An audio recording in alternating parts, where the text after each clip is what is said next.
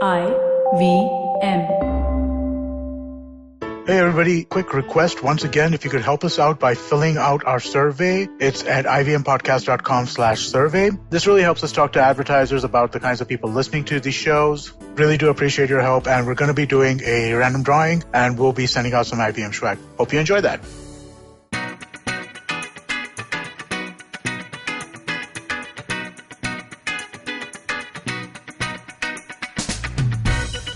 Good morning, Money. Good morning, Tash. Seriously, good morning. We've been it's an 8:30 a.m. recording on a Tuesday morning, so bright and early. Very exciting. Absolutely perfect. Yes. Why does we sound so friendly? Good morning. Hello, sugar. Good morning, Tash. As you would have known from the episode title, this is our second finance episode. Woo! Bang, bang, bang. Yes. Money. Money.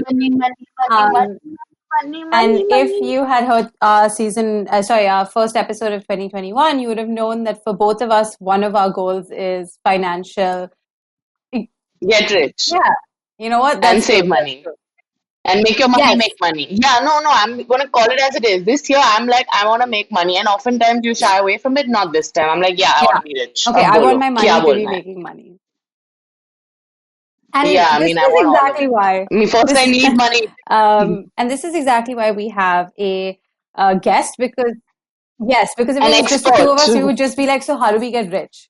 Like how? How do we do it? And this is the same question we've asked ourselves for 3 years. And it definitely isn't from this podcast. So. Yes, please pay us. No, but we have with us Gaurang Sanghvi, who is the head of digital business at DSP Mutual Fund. And he has graced us with his presence this early Tuesday morning. I mean, it started out early Tuesday morning. By the time we started recording, it's now just Tuesday morning. So, Gaurang, welcome to the show. Hello, Gaurang. Thank you so much. It's a pleasure to be here as well. And if you would like to tell the listeners a little bit more about yourself and your background, or would you like me to read out your LinkedIn? No. No, you can. Yeah, it's a very informal, casual kind of show. LinkedIn, I was giving him jokes. No. So it'll take me a while to read my LinkedIn. You know, my career is not. I also saw that. Yeah. Traditional. So a classic HR interview for me is like a 3-hour conversation saying, "Why have you changed so many jobs?" And my rationale is, why should you not change? Right? What is exciting today to stay with an organization for 10 years? Honestly, if you're spending 3 years in any place, you're not learning at all. That's at least the thesis at play, right? Yeah. So basically, I've done fairly a lot, but started my career as a consultant in Ernst & Young. Realized I don't want to be a consultant. So shifted to research at ISB. So I got paid to study at ISB, which is not a bad deal. You know, I didn't have 25 lakhs back then.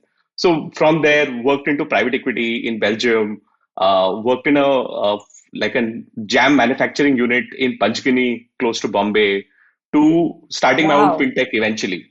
And last 7 years stayed in the fintech space. And I think perhaps, fintech is going to be in every part of our lives, right? You think of it, UPI, you can't do without UPI if you're being on your road today or anything that you do. And like it or not, money is one thing that underpins everything. And I'm so glad to hear that, like Natasha is saying, this is all going to be on 2021 has to be about money. And I think it's such a good time to change the way we speak, think, or subconsciously behave around money, right? It's not a thing, right? I'm sorry to use that word. Yeah, of course. Yeah, I agree with you. Yeah. So, and the audience and the kind of the listeners that we think we have, let me put it as what we think we have. I think money is something that all of us worry about at some point. If not during every single day, it's definitely something that underpins a lot of the conversations you have or the work that you're doing or the commitments that you're making, because it is a huge part of, we're at that stage where you've suddenly started thinking about saving, suddenly started thinking about your future. You've suddenly realized that, your parents have done a lot to give you what you have. And if you want to do that for the next generation or for yourself, you're going to have to start now. And this is not to pressure anyone who's listening, but it's kind of a reality of the situation. Like you said, let's not be scared to talk about money. I think the more comfortable we get around it, the better we'll get at managing it, the better we're going to get at figuring out how we need to get where we want to go. So, well, we did have a couple questions for you. And the way that we wanted to ask is, I guess, now that you're telling us that we don't have to be embarrassed, tell us, how do you make money? So think of it, right? And let's take a step back. How did you start making money? You started making money by working. How did you get there, right?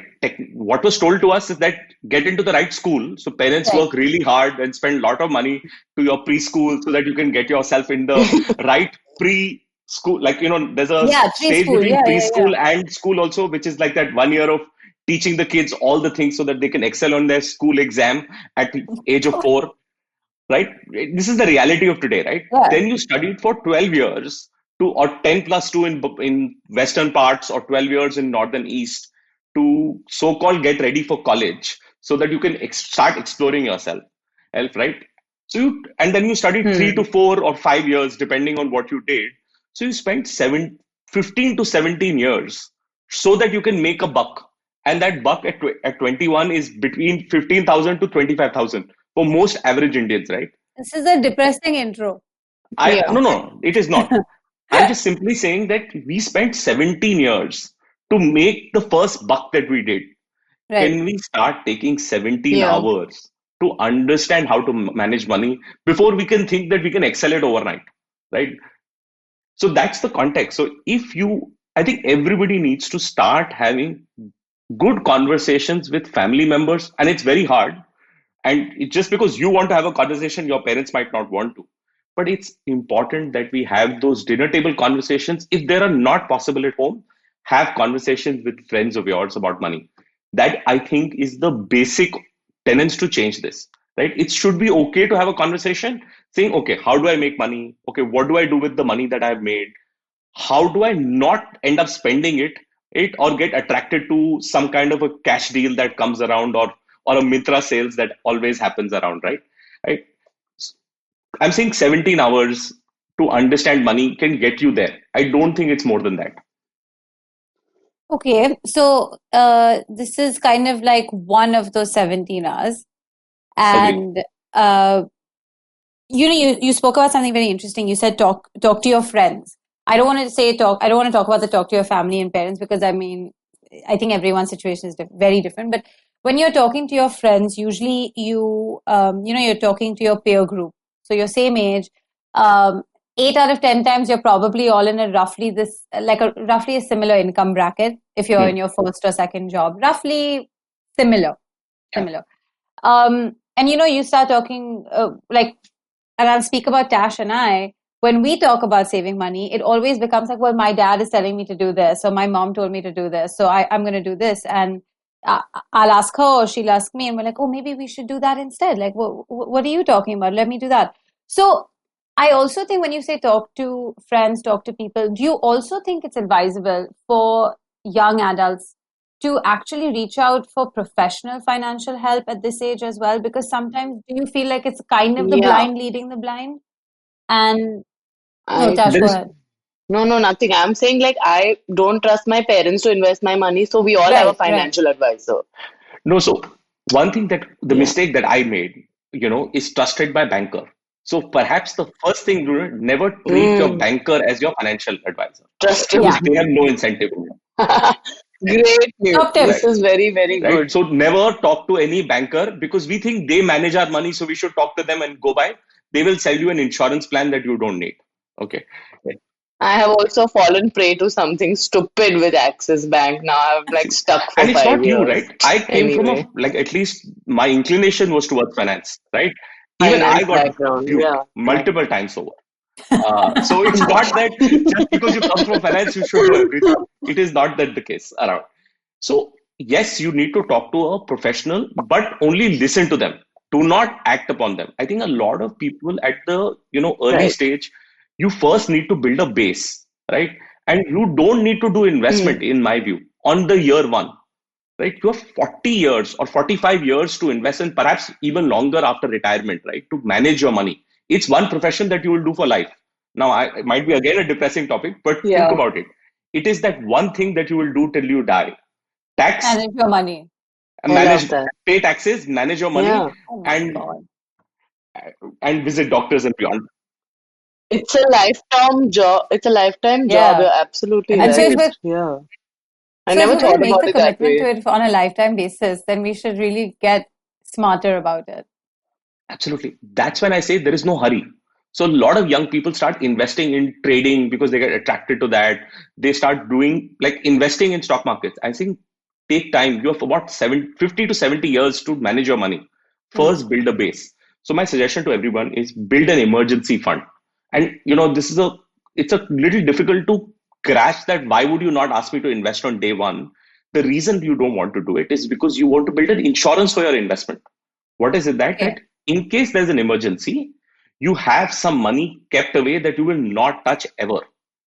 That just builds the confidence that is unlike anything else that can. And you have to realize that most of our confidence comes from our money, will not come from how much I know about Hmm. something, because honestly, you know that much only.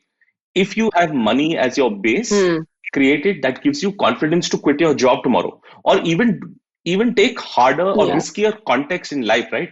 You can say, Right. hey, listen, what maximum will happen? They'll fire me. Let me do this something interesting that will make me learn and do more things. So money is at the root cause of, I like to say it's the root cause of our depression. And I'm making a slightly larger statement. So, give me a little bit leeway, right? No, go Life ahead. happens, right? Like I've had breakups, I've had other like parents issues, father issues for boys is very common, right? All of those are real. But money is Hmm. your base, right? Build your base. My confidence only came up in the last 4 years when I was able to build my base. Till now, in my 20s, I was barely managing and fighting my childhood, to be very frank. Right. I mean, we all are. We're all like wounded children in adult bodies trying to be functional adults. So I'm so glad you addressed this because I think it's very important And also. and then on the same path of asking these real questions, because you're giving us the answers that we like, is that when you talk about this base, this savings base, could you maybe put a number to it, or is that too much to ask? Like, is that too random based on person to person, or is there a number that we should have? No, so there is a number. So if you Okay. have a stable job, right? If you're in Okay. the professional space, have a stable job, use 6 months as your base of your monthly salary. So 6 months of your total salary saved up, Okay. right? Right. So let's say I make 30,000 rupees. I want to save up to between 1.5 lakhs to 1.8 lakh rupees Okay. as my Okay. emergency fund. Now, if I have a profession, for example, a freelancer job, right, then Right. I need to save slightly more, between 8 to 10 months, Yes. because freelancing journey or any kind of not like riskier job, right, has a possibility of ups and downs or no income for a sustained period. So that's the base, 3 to 6 months Yeah. for a professional who has a safe job, and 8 to 10 months for people in the freelancer context. And this will not happen overnight. It takes Obviously. 3 to 4 years to build it. First 2 3 years, learn about investments, learn about stock markets. You can try a little bit, right? In nowadays, learn about bitcoins also if you want to, because learning has no problem. We Oh cannot afford God. them. No, We've no, no. I just just want had. to say that because people then start asking me, saying, "Acha, iska kya?" I'm saying, learn about Yeah, yeah, everything, yeah, but yeah, be yeah. the banya which quietly saves money inside that, in the under the pillow or in a piggy box or in a bank account. Right? Does not matter. Be the banya in your first 2 3 years. That's good. This is Okay. this is good advice, and you've given us a base. So just to summarize that again, it's 6 months if you have a stable job or relatively a stable job, and about 8 to 10 months if you're in a little bit more fluid situation, freelancing. And that kind of speaks to this podcast as well, because I have a very stable, regimented job, and Dash is the one who's out there creatively freelancing. But okay, आज काम है कल नहीं. so that's another thing, Yeah. right? Like when you talk about like let's talk about this freelance space, because I think a lot of people now have maybe the guts, but also the access and the means and sort of the exposure to pick more I don't want to call it that, but pick less conventional jobs.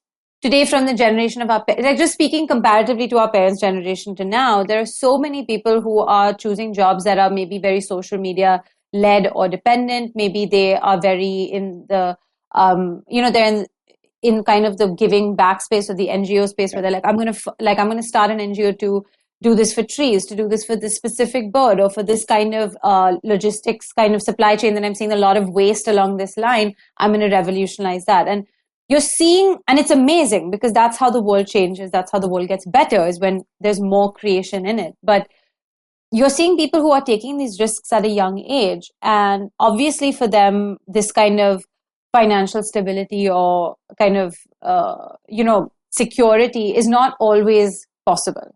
So what's the way that you should kind of approach your money when you've decided to do something that doesn't have a safety net?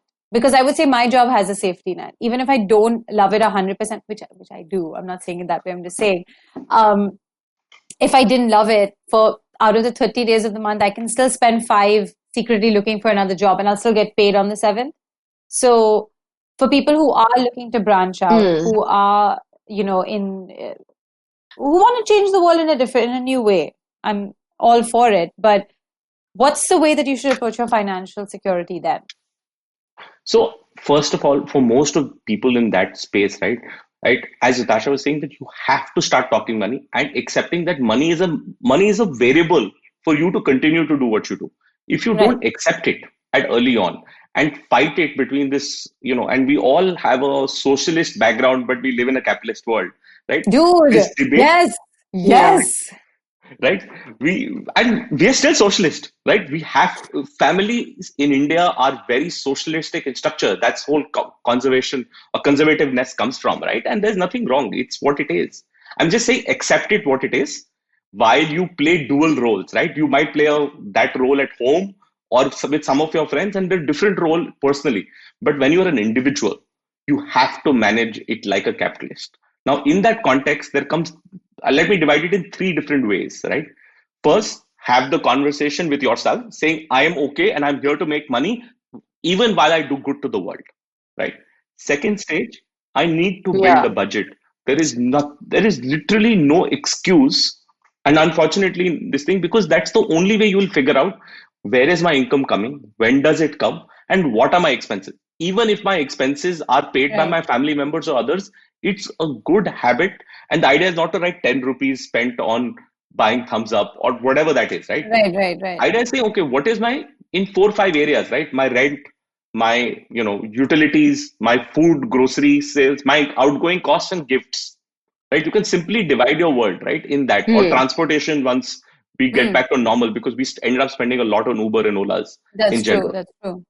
Wherever you're spending money, just get to know, right? It could be Amazon, it could be your Swiggy, Zomato, or it could be your transportation. Just write down approximately. And then third is, what can I do to not spend somewhere? But more importantly, what do I want to get? Like, for example, all of us have needs. We want to buy a new phone. We want to buy a laptop. We want to go for a holiday. I'm saying write these 3 things down for yourself, so that you can then go towards making it happen. And it's okay in the first 3-4 years that you only save for what you want. Right? So if I want a laptop, go get it, but save for it. Don't buy it on 0% EMI, because that's absurd. Because what you're doing is delaying your purchase to a much later context, right? Saying, मेरे पास आज मेरे को नहीं मेहनत करना है, but मैं product लेके फिर मेहनत करूंगा, which is absurd, right? Right? So it's like, think of an example saying, I want to get my marks and then I'll study for it. It doesn't work that way, right? Ever. So I think this EMI thing is really interesting, because I mean, obviously you would have seen, but everywhere you go on every, website for, specifically since we're talking about tech, and I'm currently looking to buy a new laptop. Not looking to, I've decided, I've paid a deposit, everything. And by deposit, I mean, I had to book my place because it's not come yet. Anyway, what I was trying to say is that this whole the EMIs, it's kind of a huge way that I think young people get preyed on, because it's so tempting. It's so easy. You're like, hey, I have an account with HDFC, and with HDFC, if I buy this, it's 0%. I only have to pay 3,000 rupees every month, and I get an iPhone like 12 Pro plus whatever it is. And you're like, that's amazing. That's how I'm going to start my life as an influencer, because I'm going to have this phone, and it's going to take all these crazy pictures. But I just want to say something that my father told me, and my colleagues also told me. They were like, don't spend money that's not in your account. And that's kind of how I said, but I wasn't saying it was specifically for me, but I'm like, look at this. This is actually a good deal. And they're like, no, it's not. It's not a good deal. You don't have the money. Because if you had that 1 lakh to spend on a phone, you'd have bought it. You wouldn't be thinking of it this way. So I think that's really good that you said that. But what is it with EMI? Is it good or bad to buy a phone on EMI? I'm actually just curious. What is the issue? So a lot of people justify, right? All friends saying EMI to best hai, right? But the fact that they don't understand that 0% EMI is absolutely false advertising. And let me break it up if that helps, right? Yes, please. Yeah, because they're taking interest. Right? Nothing is free lunch, right? No one gives you free food and like saying, "Acha nahi, matlab tum free mein le jao, koi baat nahi." Right? No, we don't live in that world, right? So the reality is that first of all, you always have to pay processing fee, which no one talks about. Second, that you end up buying more than what you need. So, for example, you were choosing between iPhone 11 and iPhone 12, and you only had money for iPhone 11, but you didn't have money for the 12. Just taking that example. Yeah. But you'll say, "Arey, ye to sirf 100 rupees into 1 year. It's more expensive. It doesn't matter, or 500 rupees, whatever it turns out to be." Right? So you end up buying things that you could have not afford. So you end up upgrading yourself, right? Maybe that's great because now you're able to upgrade it, but you have to still pay for it, right? It comes from a pocket today or tomorrow over 12 to 24 months. Third, people don't talk about is what if you are not able to pay a particular EMI on time? At that point of time, you're going to pay late fees. So there's a processing fee saying that just because I forgot to pay you on time, here's a late fee for it. Plus, I have to now pay an interest on it, right? Interest will come sooner or later. And most people, right? So most EMI companies are not there for charitable institution. They are there so that you forget. This is the same classic credit card problem, right? Yes. I have made this mistake. Everyone has. I have delayed on my payment. Yeah, I have just paid my credit card bill 5 days late yesterday. It'll be great for you to do this, Ritasha, that why don't you check? You'll be charged a processing fee, but next month. इस वाले bill में नहीं आएगा. वो next month Yeah. Late payment fee. The con also of the banks and credit cards is like, oh, just pay your minimum every month. And like, what a scam. I am so angry at the way that that's set up, because it's like, oh, you've put it on auto pay. It's going to just go through smoothly. And I know I've had these conversations with people where they're like, yeah, it's happening automatically. And you're like, no, it's not. I have learned the hard way. The next month I got a massive interest because technically I haven't paid my credit card bill. I only paid a little bit to keep them happy. And credit card companies love idiots like myself for that 2-3 months that I was an idiot, because they're making money off of me. They're not just making some money. They're making 48%. Right? Just think of it. 48% of what is the actual interest rate charged to you, between 36 to 48. It is criminal, if you ask me. It's robbery. It's daylight robbery. Right? So why do you want them to do that? Why do you want to give an opportunity to do that till the time? So credit card is only meant for people who know how to pay their bills on time. And I'll be very this thing. If you cannot do that, do not get a credit card. And the best of us have failed. Right? I have got a negative CIBIL score, or which is your credit score. Yeah. When I forgot to pay my bills, and it's happened multiple times. Not because I didn't want to pay for it. Sometimes it just forgot naturally. मतलब 7 तारीख को भरना था, अभी 11 तारीख को भरा, ठीक है, 4 दिन में forgotten. But 4 days is a lot. Right. They're not your friend or their family member, right? 4 days is a lot. If you wanted to borrow, like let's say Aisha, you really wanted that iPhone 12, right? I'm saying let's say you have half the money. Take it from your father or some family member that will not charge you interest. And at least you'll have some shame to go to them for explanation saying why I want it. Buy. And always I say this, right? Never buy things on Amazon on one click. spend one night before you purchase something. Put it on cart, spend the night, and then buy it. The mistake that we all want is we want it tomorrow morning, right? It'll come day after morning, right? That's the same psychology on 0% EMI or credit card. We have made a mistake by calling you on the show, because now I'm just going to be feeling shit.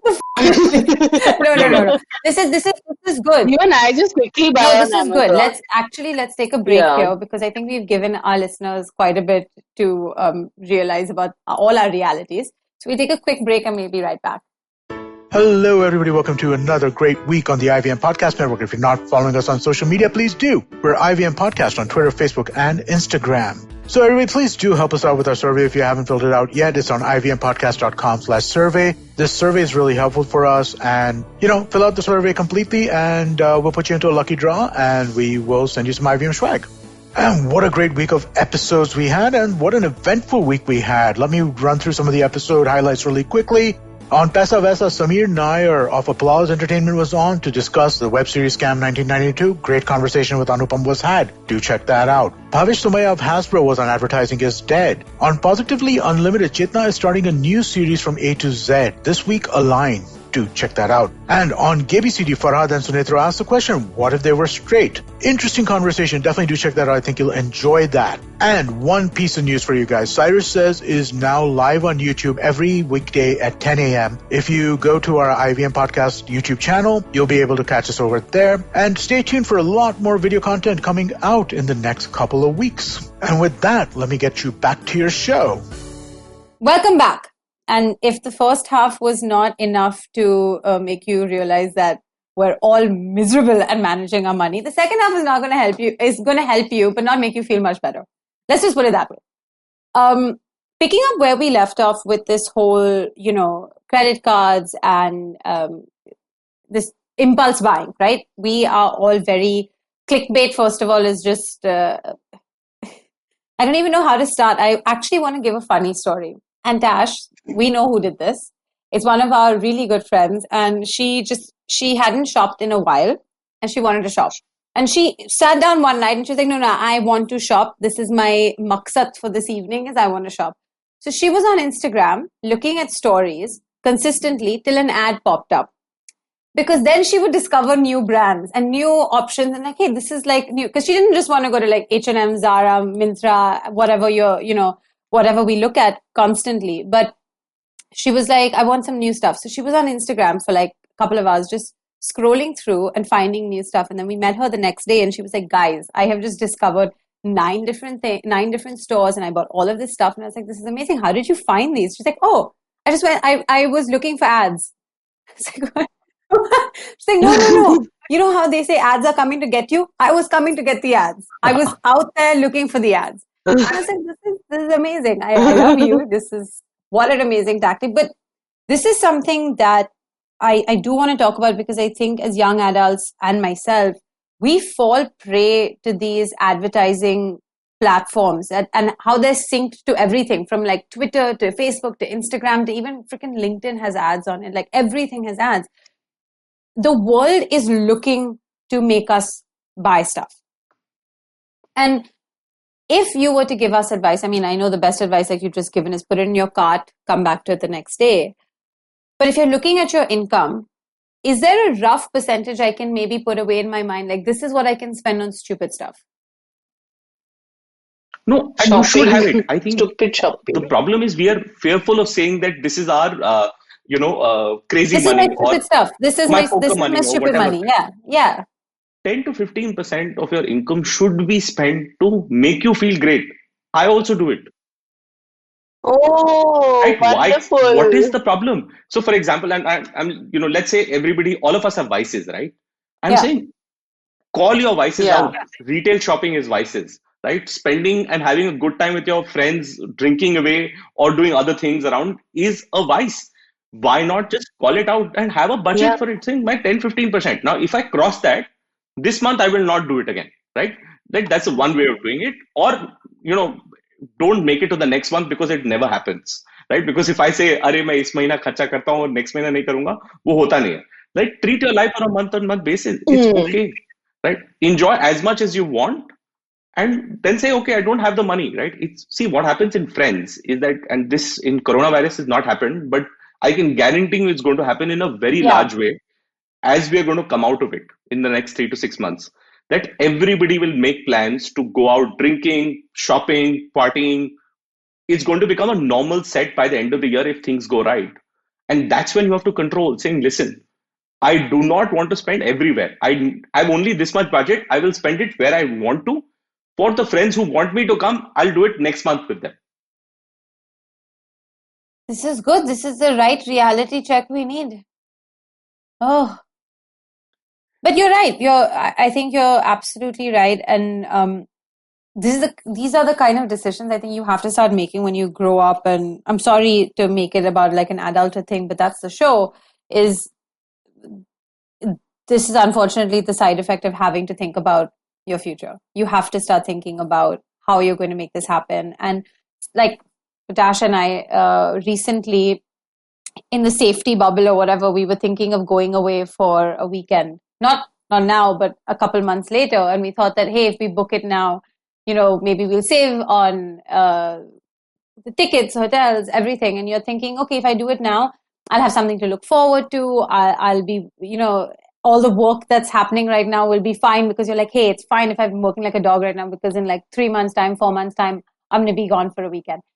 And we were just discussing it. And then we realized, as we've been discussing, we're like, okay, we need to book this. We need to book this. We need to book this. And like, I think there's a reason why all of us have reluctantly, there's a couple of other people in the group, is like we've all reluctantly been putting it off. But that's because of this COVID thing, because we're like, oh, we don't know whether it's actually going to work out.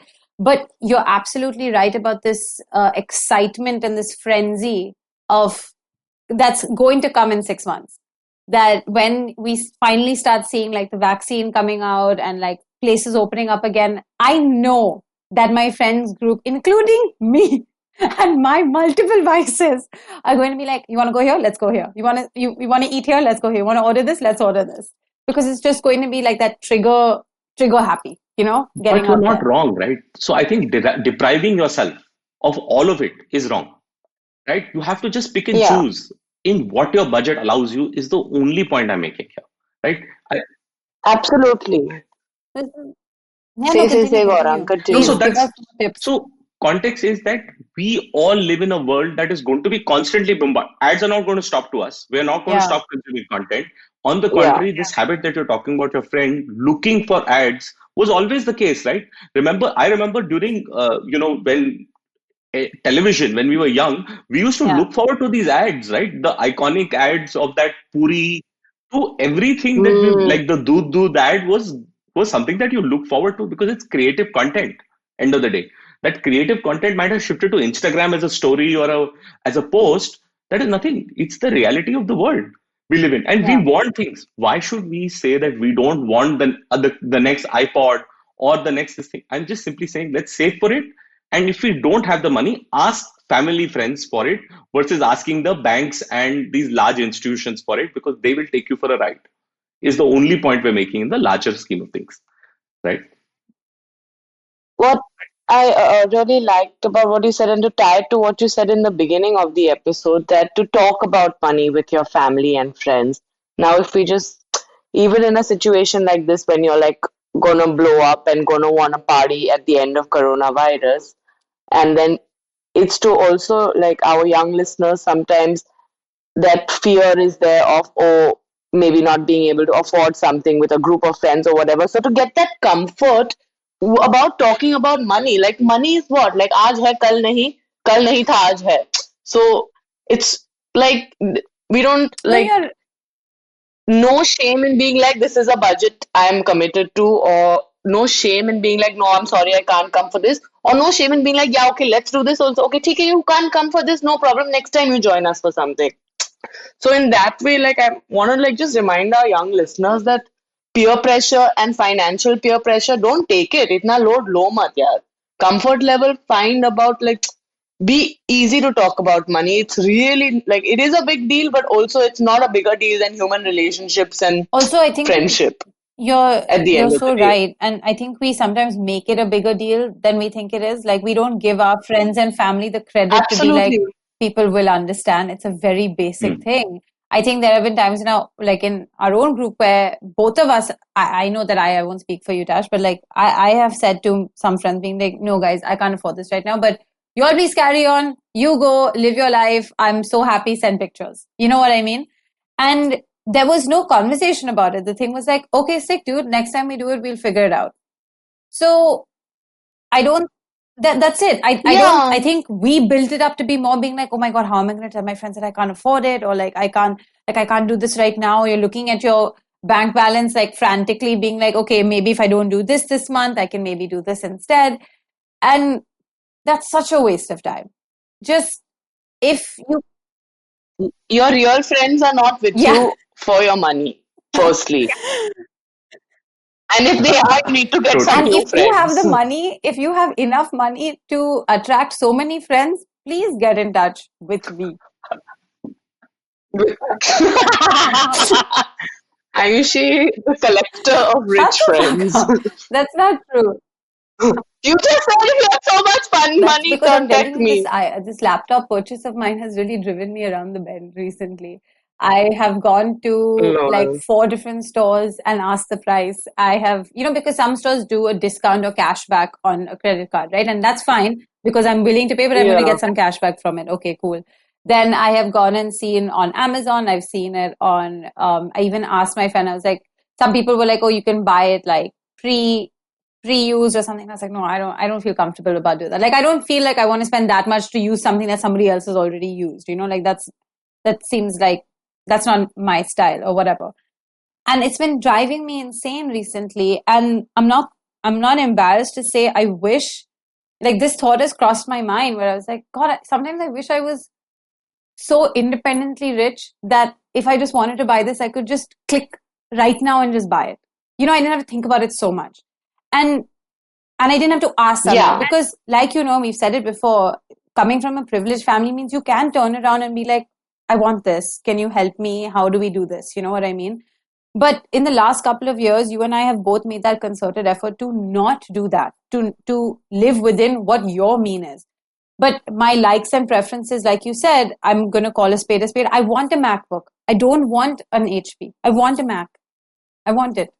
So, but the problem is, can I justify it? And then as you grow up, you start doing this other thing where like, but can you justify spending this much money on a product when you can get possibly the same amount of utility from a cheaper one?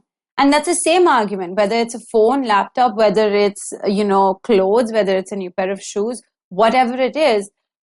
As you get older, unfortunately, the wiser you get, you're kind of looking at a utility cost as opposed to just what it looks like as a purchase and whether it's, so sleek and thin and pretty and nice and that's what I want.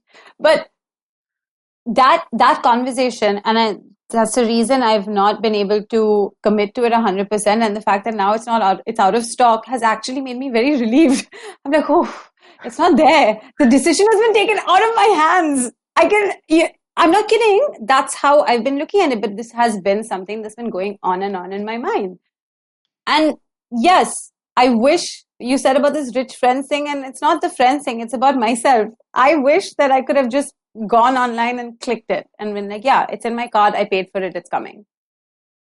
And I have to think thrice before doing that right now. And I'm telling how many of 1,000 listeners. That's what 2021 is about now. This year we have accepted to ourselves that we want to get rich and no shame in the game of I want to make money and I want to be damn rich. So exactly on that segue, Gaurang, do you want to tell us more about, this might be more relevant to your work as well, is more mutual funds have kind of been told to us as it's a good option for young investors. It's a good option for people who have maybe a steady income, so you can put it every month. I think there's a huge push from the government and from mutual fund, like big companies as well. There's a huge push in advertising in getting people to start saving and by association investing, right? Because that's what a mutual fund does for you. Is this as promising or as good as we all think it is, or as it's being told to us? So, I'm going to go out on a limb and say that everything is an advertising, right? Even a mutual fund is an advertising. Yeah. They always say that mutual fund comes with risk, that one line that is left in the end of it, right? Please read the offer Right? Has document anyone carefully read the before offer document? investing. I can guarantee you. Never Because in it's my not meant to life. be seven, technically it's font 4 and 400 pages, right? I swear. No, That's I'm not telling you, mutual even. fund guys have also not read it. Most people in my industry have not read it Have Yeah. you themselves. read it? No, because who wants to? I can't read that long because there are nothing but legal jargons, right? Now let's take that away.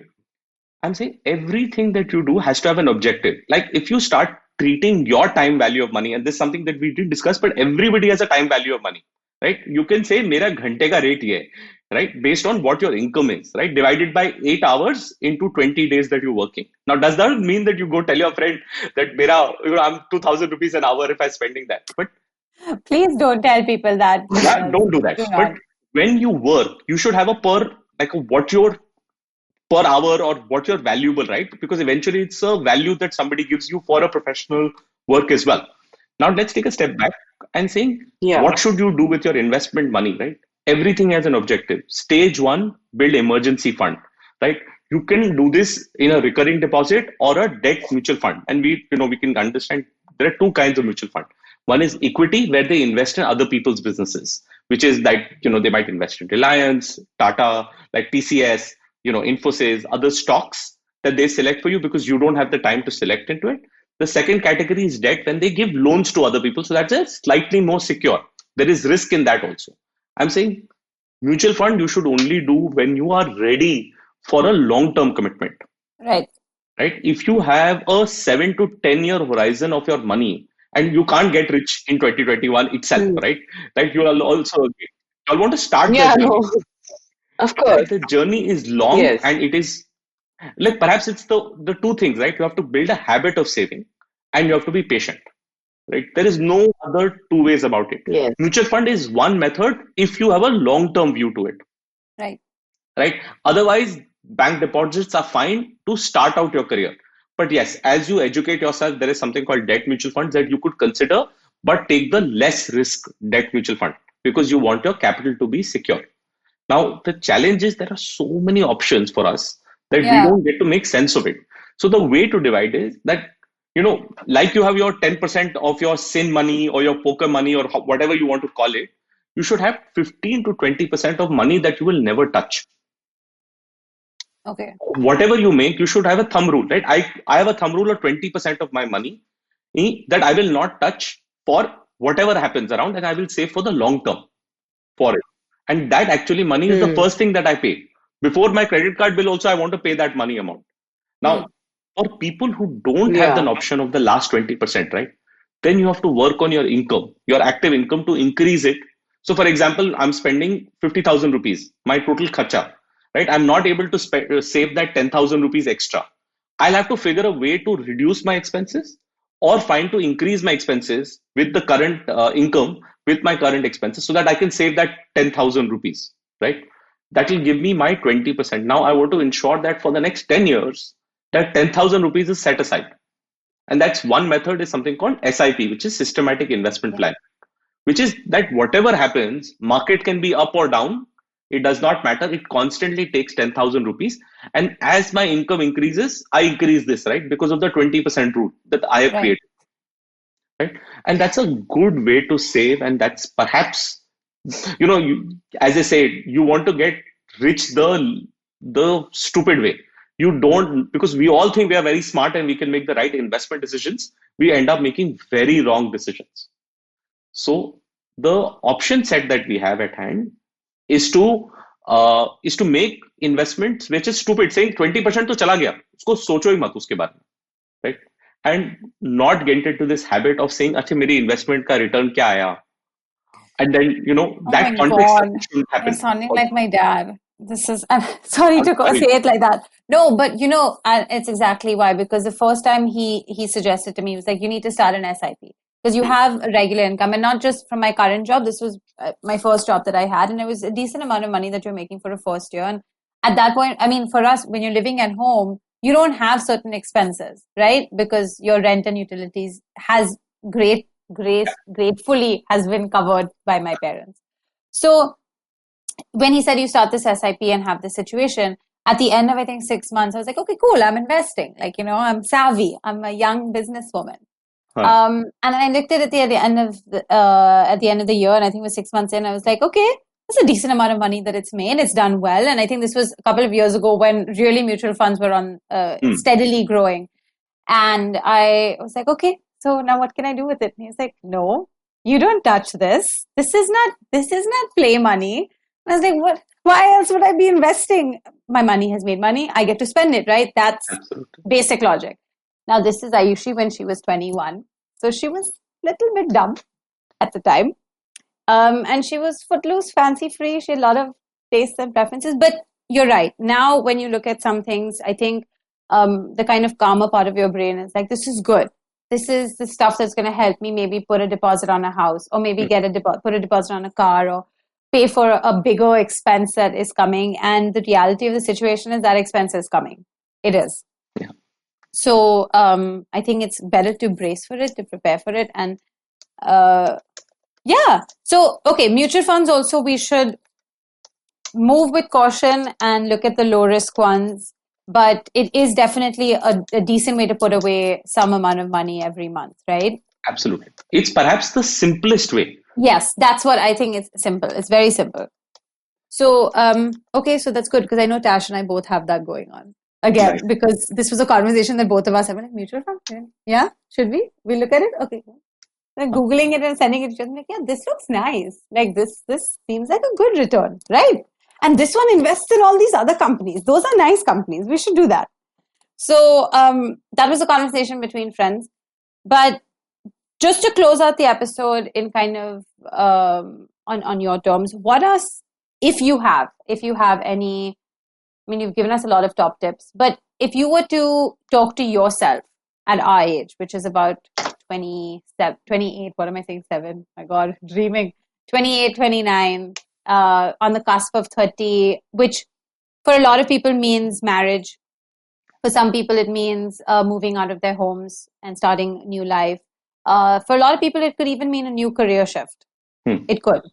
So at this stage, at this late 20s, if you could talk to yourself, what would you tell young Gaurang? Money-wise, not for any other thing, huh? No. So money-wise, right? I actually lost all my money in my late 20s because I did a startup, and that's a separate conversation point. And it's happened a couple of times. And because I never had an emergency fund, I suffered the most, the side effects of failure, startup failure. But perhaps I would say to myself that, listen, I still have 30 years to work. It's okay, but just start doing basics. Start saving little bit amount. Don't look at it. Don't bother it. Look at it after 10 years, but simply start putting away as much as possible. If it's not possible, it's okay. Money will grow, right? Because people don't realize in your cusp of 20 to 30. If you ask me, I've made all my money in the last 4 years. And you are now how old? Sorry, I'm 37, but but that's good. That's good to know. That's good for us to know as well. So we need to calm down, not rush so much. There's no rush. It will happen, but get into the habit of saving is the one thing I would tell myself if I was again going back 10 years or 9 years. Yeah. That just get into the habit and do not intellectualize the investment too much. Okay. Right? Because we end up doing that, right? Like we end up being on one spectrum. Let's not get to know anything about it, or let's get to know everything about it. I'm saying you don't need to be in either of them. Just get to know a little about it so that you're sure what you're doing, and commit yourself saying, I'll save for these many years, this much amount, and then let's see what happens. Okay. Yeah. That's good.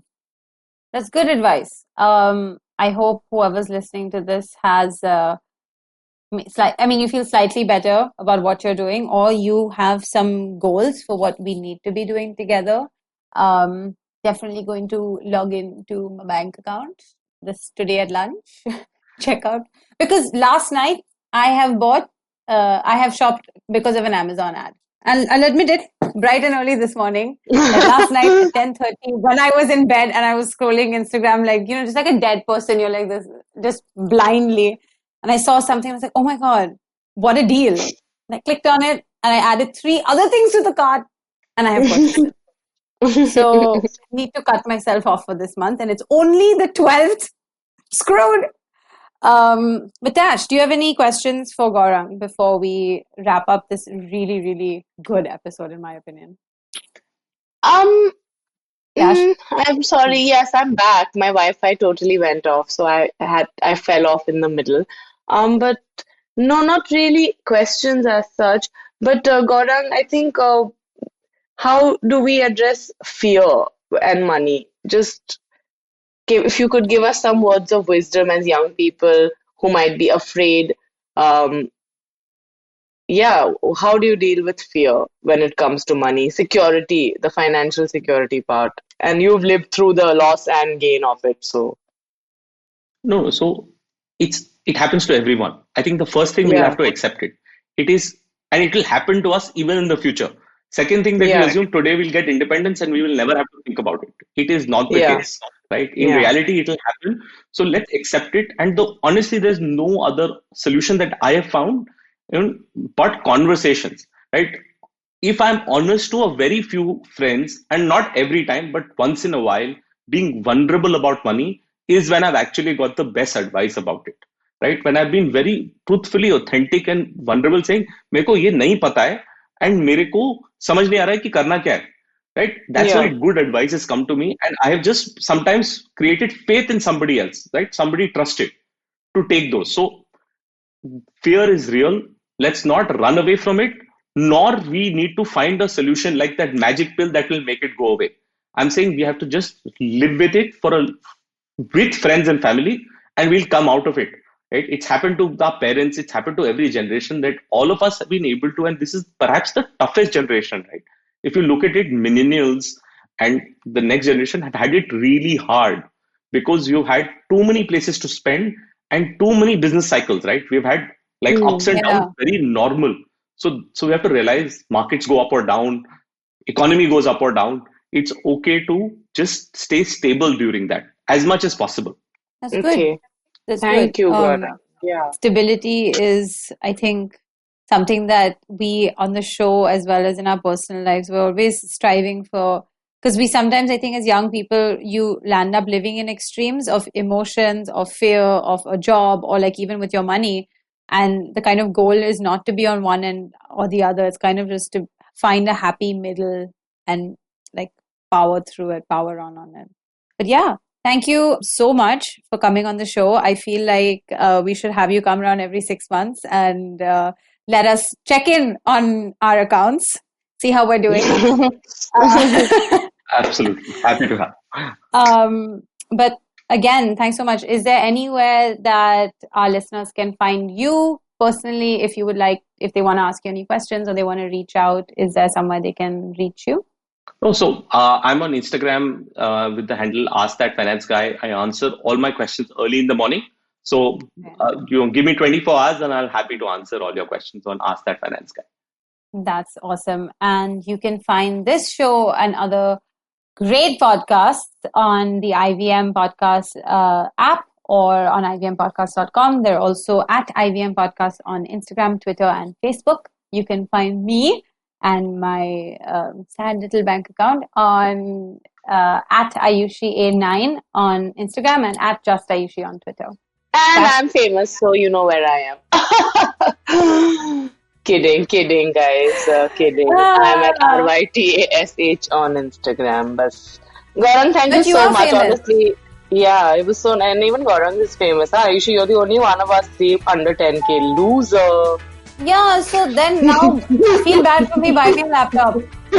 Buy you followers. I'll buy you. No, buy me a laptop. I don't care about followers. Okay. Thank you so much, everybody. This has been lovely. This has been great. And see you soon. And Tash, see you again later.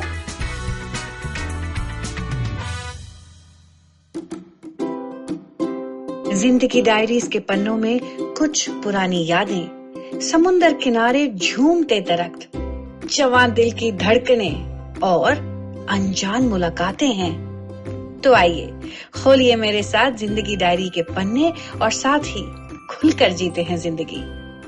आप सुन सकते हैं जिंदगी diaries IVM podcast app या website पर या जहां कहीं से भी आप अपने पॉडकास्ट सुनते हो। Working Monday to Friday glued to your chair making you feel dull? Worry not. Get your 5-minute weekly dose of travel around the world with Postcards from Nowhere. Join me every Thursday as I explore the strange, obscure and fascinating parts of the world and bring out facets of travel you may not have thought of before. You can find us on the IVM Podcast app, website or wherever you get your podcast from.